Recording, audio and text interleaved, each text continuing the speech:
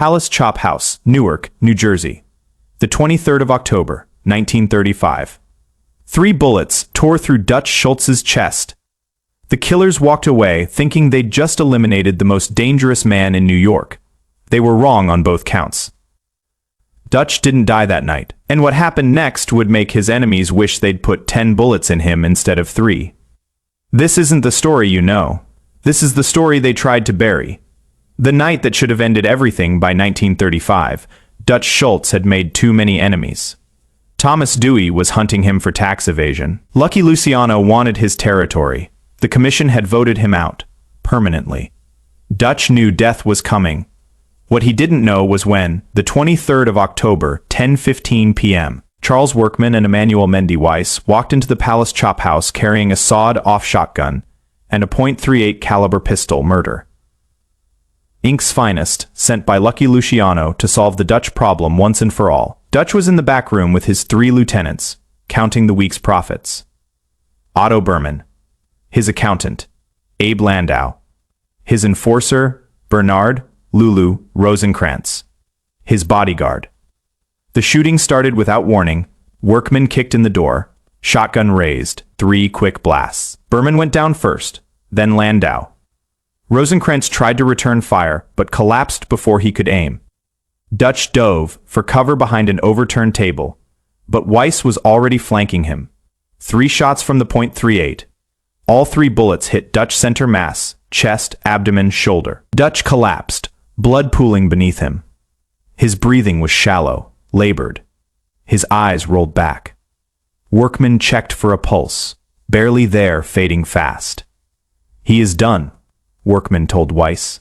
"Let's go." They left Dutch Schultz bleeding out on the floor of that back room, confident they'd just earned their fee from Lucky Luciano. But Dutch Schultz had survived worse than 3 bullets. The miracle that changed everything. What the killers didn't know was that Dutch had been preparing for this moment for months. Dr. Samuel Rosen, a surgeon who'd patched up half the gangsters in New York, had been secretly working with Dutch since August. Not just as his doctor, as his insurance policy.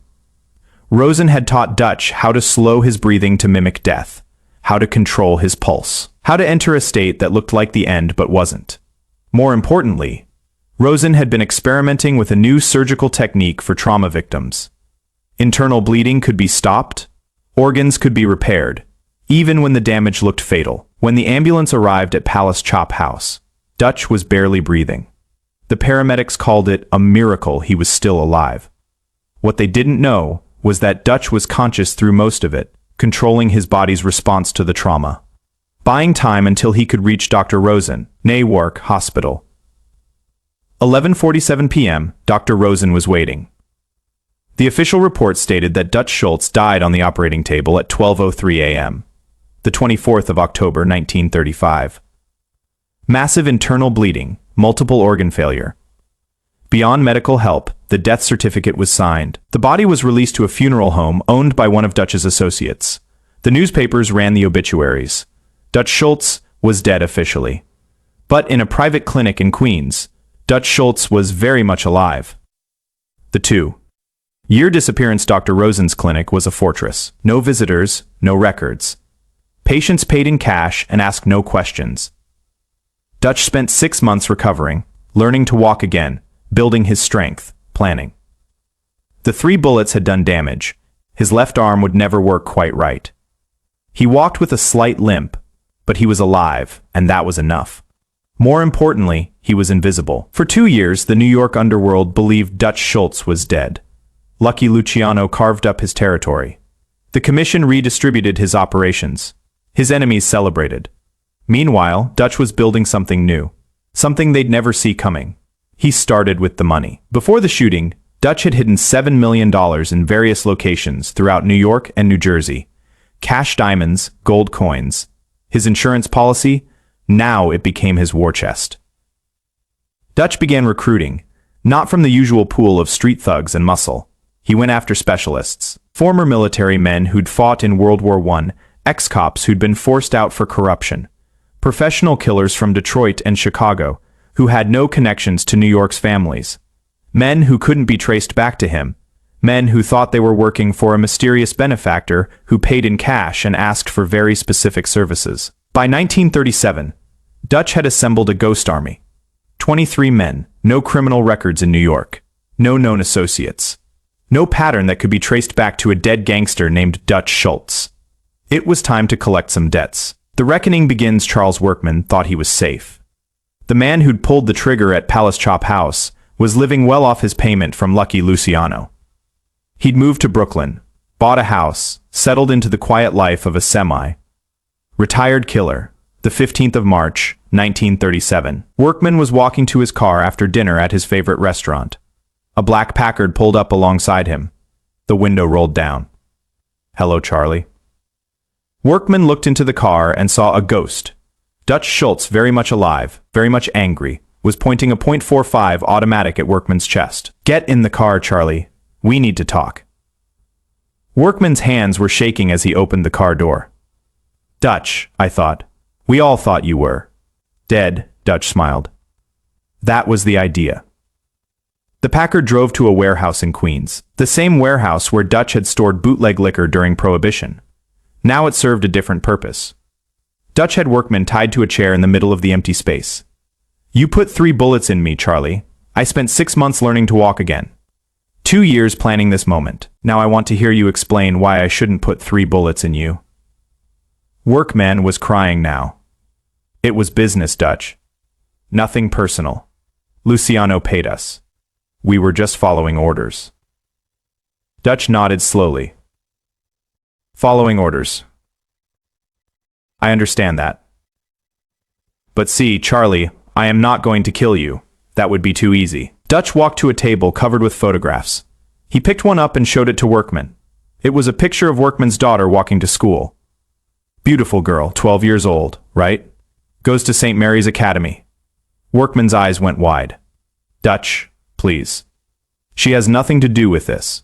"You are right. She doesn't. But here is what is going to happen. You are going to work for me now. You are going to do exactly what I tell you to do.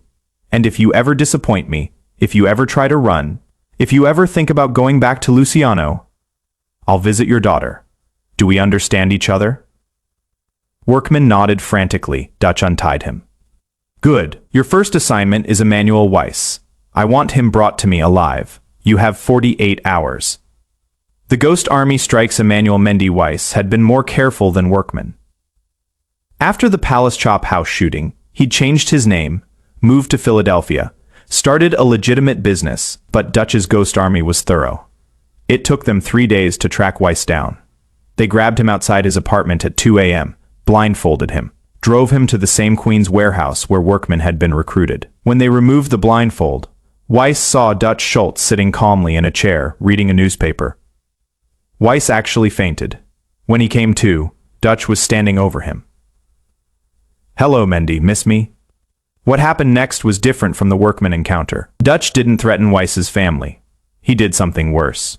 He showed Weiss a ledger. "This is a record of every job you've done for murder. Ink, every name, every date, every method. Very detailed, very incriminating." Dutch flipped through the pages. Joseph Rosen, 1936. Morris Diamond, 1937. The Amberg brothers, last month. Funny thing about evidence, Mendy. It has a way of finding its way to the district attorney's office. Weiss was sweating now. "What do you want, Dutch?" "I want Lucky Luciano to know I am alive, but I want him to find out slowly, piece by piece. I want him to understand that everyone who betrayed me is going to pay, including him."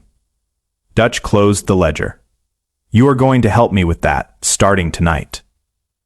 Lucky Luciano's Nightmare, October 1937. Lucky Luciano was in his office at the Claridge Hotel, reviewing the monthly receipts from his operations. Business was good. Dutch Schultz's old territory was producing solid profits. The commission was stable. Then his phone rang. "Mr. Luciano, you might want to look out your window." Luciano walked to the window and looked down at the street. Across from the hotel, under a street lamp, stood a man in a fedora and overcoat. The man was looking directly up at Luciano's window. Even from 5 stories up, Luciano recognized the face. "Dutch Schultz, Luciano grabbed his phone, called his bodyguards. By the time they reached the street, the man was gone. Luciano convinced himself he'd been seeing things. Stress, too much work. Dutch Schultz was dead. He'd seen the death certificate.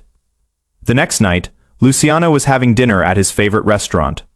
The waiter brought him a bottle of wine. Compliments of the gentleman at the bar. Luciano looked toward the bar empty, but attached to the wine bottle was a note. Soon, DS.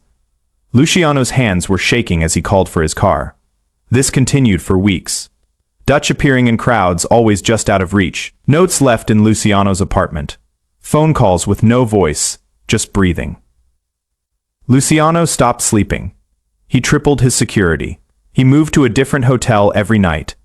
But he couldn't escape the growing certainty that Dutch Schultz was alive and coming for him.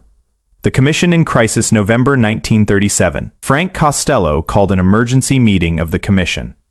All 5 family heads gathered at a warehouse in the Bronx. "We have a problem," Costello announced. "Dutch Schultz." "Dutch is dead," said Albert Anastasia. "I saw the body myself." "Did you?" Costello asked. "Because Charlie Workman says different. And Mendy Weiss has disappeared. And Lucky hasn't slept in 3 weeks. Costello placed a folder on the table. "This arrived at my office yesterday. Photographs. Very detailed photographs." He opened the folder. Inside were surveillance photos of each commission member coming out of their homes. Eating at restaurants, meeting with associates, and in the corner of each photograph, barely visible, was the same figure. A man in a fedora and overcoat. "Simone is watching us," Costello said. "Simone with resources, someone who knows our routines, someone who wants us to know we're being watched." Carlo Gambino leaned forward. "You think it is Dutch?" "I think," Costello said carefully, "that we may have made a mistake." The final confrontation, the 15th of December, 1937. Lucky Luciano received a phone call at 3 a.m. "Pier 47, come alone, 1 hour." Luciano knew the voice. He'd heard it in his nightmares for 2 months. Dutch Schultz. Luciano could have sent his army, could have surrounded the pier with 50 gunmen, could have ended this ghost story once and for all. Instead, he did something that surprised everyone, including himself. He went alone. Pier 47 was deserted, except for 2 men standing at the end of the dock. Dutch Schultz and Lucky Luciano, facing each other across 20 feet of wooden planks. "You look good for a dead man," Luciano said. Dutch smiled. "You look terrible for a living one." They stood in silence for a moment, 2 kings of the underworld sizing each other up. "So what happens now?" Luciano asked. "You kill me, start a war, burn down New York?" Dutch shook his head. "I am done with New York, Charlie. Done with the commission, done with all of it." He pulled out an envelope and tossed it at Luciano's feet. "Everything I had on you and your organization. Names, dates, evidence. Enough to put you away for life. Consider it a gift." Luciano picked up the envelope but didn't open it. "What is the catch?" "No catch. I am disappearing, Charlie. For real this time. But I wanted you to understand something first." Dutch stepped closer.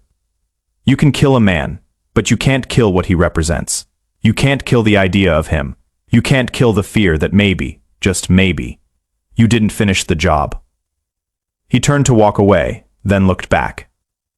"Sleep well, Charlie. I know I will." The legend lives on. Dutch Schultz vanished that night. Some say he went to South America. Others believe he died quietly in a small-town clinic, finally succumbing to complications from his wounds. But Lucky Luciano never forgot that conversation on the pier. For the rest of his life, he kept Dutch's evidence in a safe, untouched. A reminder of the night a dead man taught him about mercy. Charles Workman served Dutch faithfully until 1941, when he was finally arrested for the original Palace Chop House shooting. He spent the rest of his life in prison, never revealing that his victim had survived.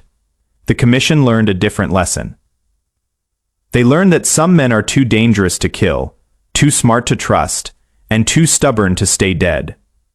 They put 3 bullets in Dutch Schultz's chest, but they couldn't put bullets in his legend. And sometimes, late at night in the back rooms of New York's underworld, old-timers still tell the story of the gangster who died twice and lived to make his enemies beg for mercy. Because Dutch Schultz proved something that every king of the streets should remember.